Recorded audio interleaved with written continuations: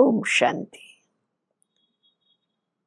आज मीठे बाबा ने हम बच्चों को नशा चढ़ाया है। मुझे कौन मिला है, कौन आया है, ये खुशी तो रखो। नशा चढ़ा रहे, भगवान मेहमान बनकर आया है। अंदर में खुशी रहे। एक अविनाशी आत्मा को देखना है। देह तो विनाशी, मैं आत्मा अविनाशी। अविनाशी बाप को याद करना है तो बाबा के मीठे महावाक्य सुनते हैं। मीठे बच्चे, बाप तुम्हारा मेहमान बनकर आया है, तुम्हें आदर करना है। कितना ना आदर करना चाहिए। भगवान मेहमान के रूप में मेरे दर पे है। जैसे प्रेम से बुलाया है ऐसे आदर भी करना है, निरादर ना हो। प्रश्न है, कौन सा नशा तुम बच्चों को सदा चढ़ा रहना चाहिए? यदि नशा चढ़ता नहीं तो क्या कहेंगे? कौन सा नशा चढ़ा रहना चाहिए? अगर यदि नशा नहीं चढ़ता तो क्या कहेंगे? तो बाबा ने कहा है, ऊंचे ते ऊंची आसामी इस पतित दुनिया में हमारा मेहमान बनकर आया है। ये नशा सदा चढ़ा रहना चाहिए, परंतु ये नशा नंबरवार चढ़ता है। एक जैसा सबके अंदर वो खुमारी चढ़ती नहीं। कई तो बाप का बनकर भी संशय बुद्धि बन हाथ छोड़ जाते हैं तो कहेंगे इनकी तकदीर। आज बाबा बोले कि भगवान की महिमा भी कितनी ऊंची करते हैं, परंतु अक्षर कितना सिंपल है। गॉड फादर, सिर्फ फादर नहीं कहेंगे, गॉड फादर वह है ऊंचे ते ऊंच। उनको बुलाते भी पतित दुनिया में है, खुद आकर बतलाते हैं मुझे पतित दुनिया में ही बुलाते हैं। परंतु पतित पावन वह कैसे है, कब आते हैं, ये किसको पता नहीं है। उनको बुलाते हैं जबकि रावण राज्य है। भगवान को बुलाया ही तब जाता, कब? जब रावण राज्य है। नहीं तो इस रावण राज्य से कौन छुड़ावे? ये सब बातें तुम बच्चे सुनते हो तो नशा भी चढ़ा रहना चाहिए ना, परंतु इतना नशा चढ़ता नहीं। शराब का नशा सभी को चढ़ जाता है, ये नहीं चढ़ता। इसमें है धारणा की बात, तकदीर की बात। मुख्य बात है धारणा की और तकदीर की। बाप है बहुत बड़ी आसामी, ऊंचे ते ऊंचा बाप, सर्वोच्च बड़ी आसामी है। तुम्हारे में भी कोई कोई को पूरा निश्चय रहता है। निश्चय अगर सबको होता तो संशय में आकर भागते क्यों? ये समझने की बात है। अगर बाप में पूरा निश्चय है, अंदर में दृढ़ता है, तो छोटी बड़ी बात में संशय कैसे आएगा? फिर संशय में आकर हाथ छोड़ के भागे क्यों? गायन भी है, आश्चर्यवत बाबा को जानती, बाबा कहती, ज्ञान सुनंती, सुनावंती, अहो माया, फिर संशय बुद्धि बनावंती। बाबा को भी हैरानी होती है, अहो माया, फिर तुम उन बच्चों को संशय बुद्धि बनावंती। बाप खुद कहते हैं, मुझे पत्थर भीतर में ठोक कितनी ग्लानि करते हैं। ये भी नई बात नहीं। कल्प कल्प ऐसे पतित बन और ग्लानि करते हैं, तभी मैं आता हूं। कल्प कल्प का मेरा पार्ट है, इसमें अदली बदली हो नहीं सकता। ड्रामा में नूंद है ना। तुमको कई कहते हैं सिर्फ भारत में ही आता है। कहने को कई कह देते हैं, भगवान क्या सिर्फ भारत में ही आता है? क्या भारत ही स्वर्ग बनेगा? तो क्या जवाब देना चाहिए? हाँ, ये तो अनादि अविनाशी पार्ट हो गया है ना। बाप कितना ऊंचे थे ऊंचे, पतितों को पावन बनाने वाला बाप कहते हैं, मुझे बुलाते ही इस पतित दुनिया में है। मैं तो सदा पावन हूँ, मुझे पावन दुनिया में बुलाना चाहिए ना, परंतु नहीं, पावन दुनिया में बुलाने की दरकार ही नहीं है, आवश्यकता ही नहीं, वहां सब सुखी है। इसलिए गाते हैं, दुख में सिमरन सब करे, सुख में करे ना कोई। दुख में तो सब भगवान को याद करते हैं, सुख में तो कोई सिमरता नहीं। मनुष्य बाप को एक और तो प्रेम से बुलाते हैं, दूसरी और महिमा में दाग लगा देते हैं। वास्तव में ये बड़े ते बड़ा गेस्ट ऑफ ऑनर है, बड़े ते बड़ा मेहमान है, जिसकी ऑनर, जिसकी महिमा कहो, विशेषता कहो, जिसके ऑनर को दाग लगा दिया है। इतनी ऊंची हस्ती के आगे हमने उसकी महिमा पर दाग लगा दिया है। कह देते हैं वह पत्थर ठीकर सब में है। अब बाबा वो भी सुनाते हैं कैसे दाग लगाया है कि पत्थर ठीकर सब में है। कितनी हाईएस्ट अथॉरिटी है, बुलाते भी बहुत प्रेम से हैं, परंतु हैं बिल्कुल बुद्धू, बुलाते भी प्रेम से हैं, याद करते हैं, परंतु समझते नहीं, तो कहेंगे हैं बिल्कुल बुद्धू। पूरे 5000 वर्ष बाद फिर मुझे आना पड़ता है, मैं ही आकर अपना परिचय देता हूँ, सृष्टि चक्र का राज समझाता हूँ। किसको भी न मेरी पहचान है, न ब्रह्मा विष्णु शंकर की, न लक्ष्मी नारायण की, न राम सीता की पहचान है। ऊंचे ते ऊंच एक्टर्स ड्रामा के अंदर तो यही है तो मनुष्य की बात, कोई 8-10 भुजा वाले मनुष्य नहीं है। अब कोई ऐसे मनुष्य नहीं होते जिनकी 8-10 भुजाएं हो।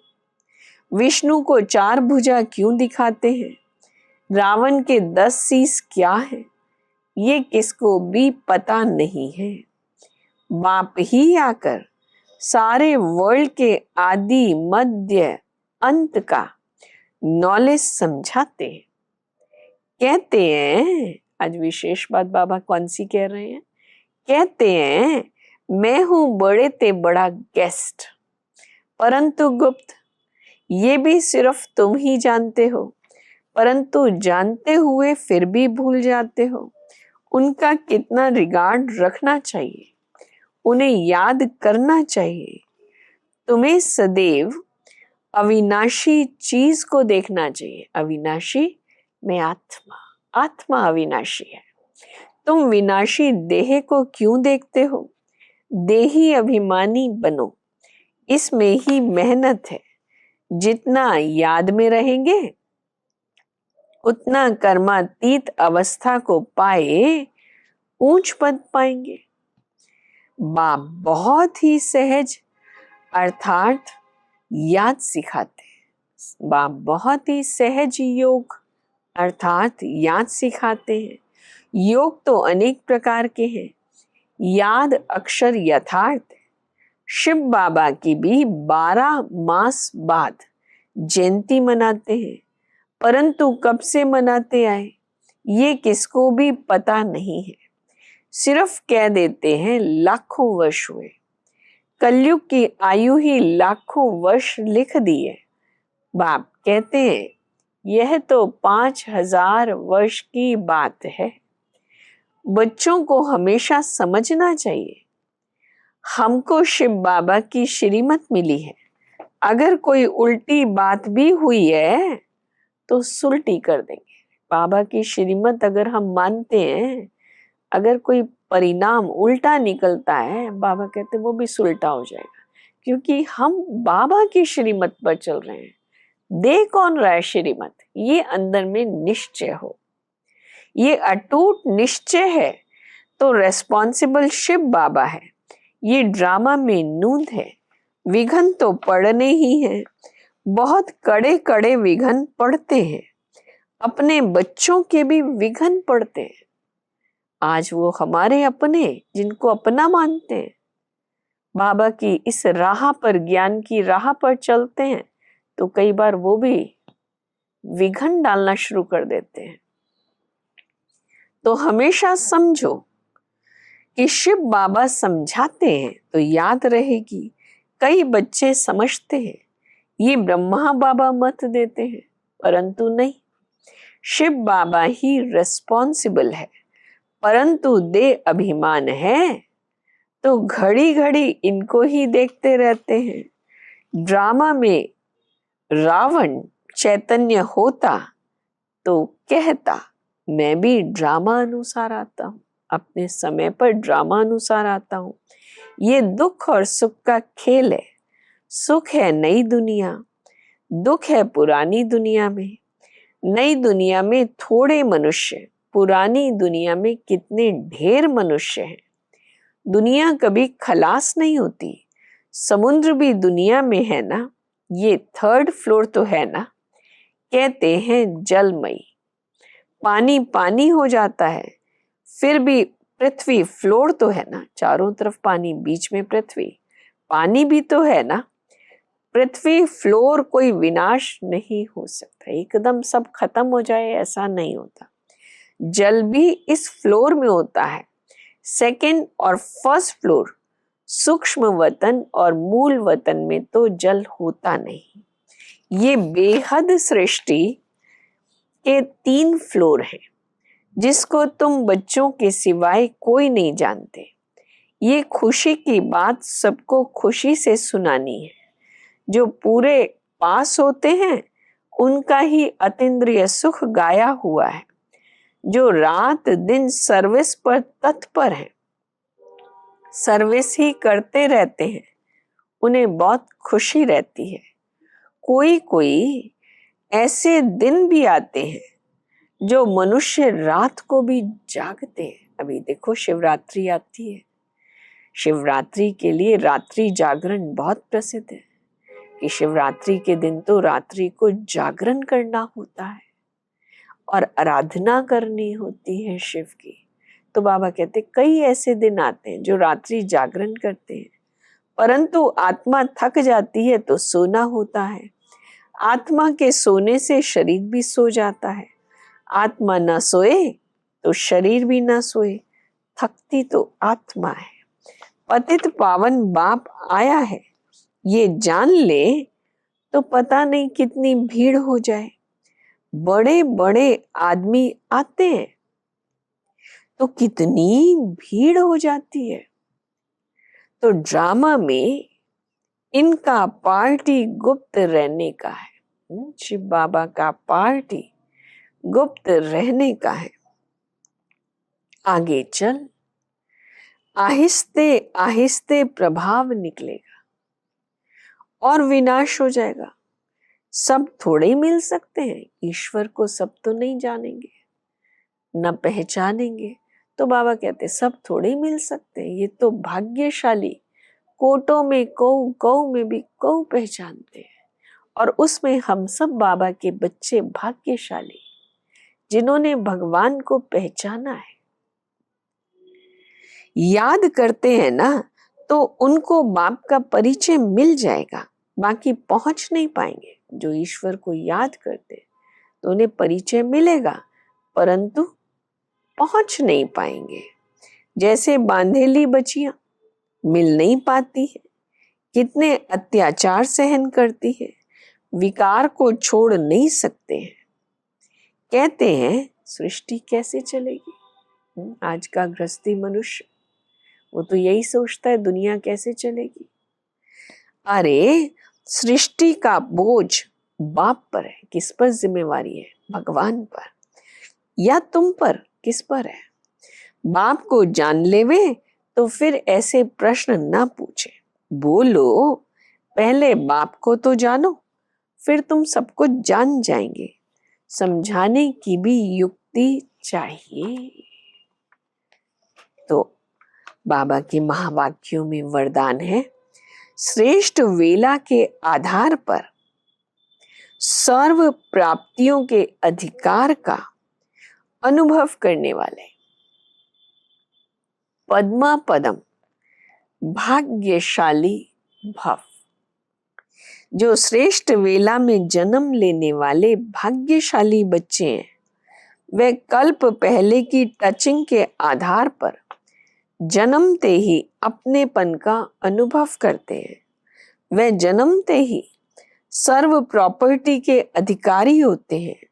जैसे बीज में सारे वृक्ष का सार समाया हुआ है, ऐसे नंबर 1 वेला वाली आत्माएं सर्व स्वरूप की प्राप्ति के खजाने के आते ही अनुभवी बन जाते हैं।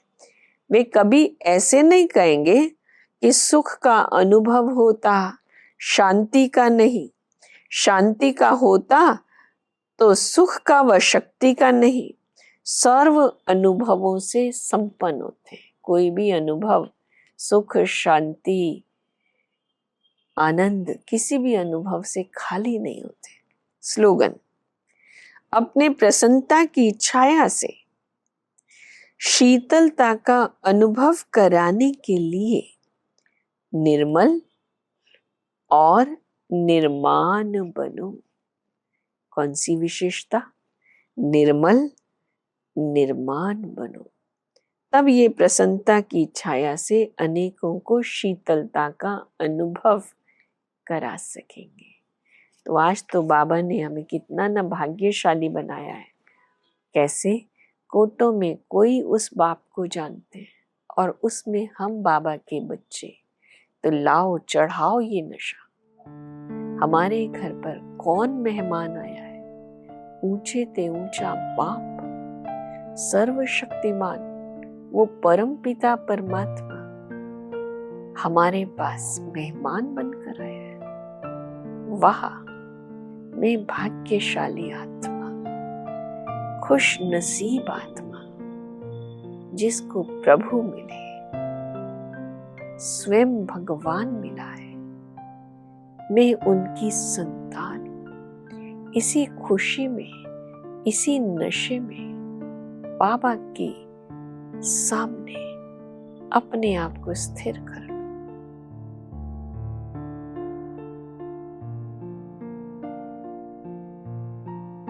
ओम शांति।